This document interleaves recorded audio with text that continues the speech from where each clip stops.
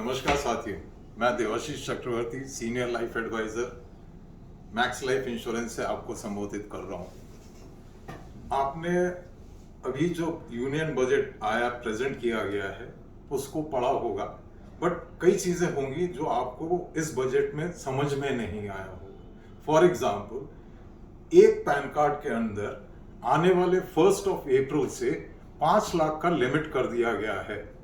5 लाख के ऊपर जो भी आपका इन्वेस्टमेंट होगा वो टैक्सेबल इनकम होगा और वो other income from other sources से माना जाएगा।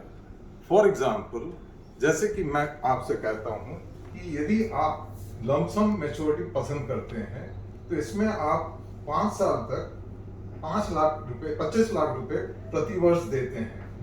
15 साल वर्ष में आफ्टर 15 इयर्स ऑफ टाइम इसका मैच्योरिटी 2.71 CR मतलब 2.71 करोड़ का टैक्स गारंटी रहेगा। ये गारंटी टैक्स फ्री तब रहेगा यदि आपने 31 मार्च से पहले इन्वेस्टमेंट किया है।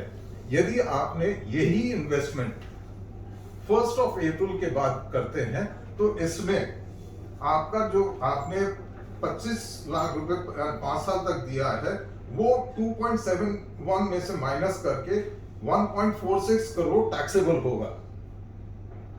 फॉर एग्जाम्पल, दूसरा हम लेते हैं जिसको हम देखते हैं कि 10 लाख रुपए आप प्रति वर्ष 12 साल तक देते हैं और 5 साल का डेफरमेंट, यानी आप 5 साल के लिए रुक जाते हैं और उसके बाद आप पैसा लेना शुरू करते हैं। तो 10 लाख इंटू 12 साल, इसका मतलब 5 साल रुकने के बाद आपको यानी जो 5 साल रुकने के बाद आपको हर साल 2,36,856 रुपए 30 साल तक आपको मिलेगा, जो कि टोटल अमाउंट बनता है 6.11 CR। और आपने जो पैसा हमें दिया था 10 लाख 12 साल के लिए, वो टोटल अमाउंट बनता है 1.20 CR। इसका मतलब टोटल आपके पास जो आ गया है वो आता है 7.31 करोड़।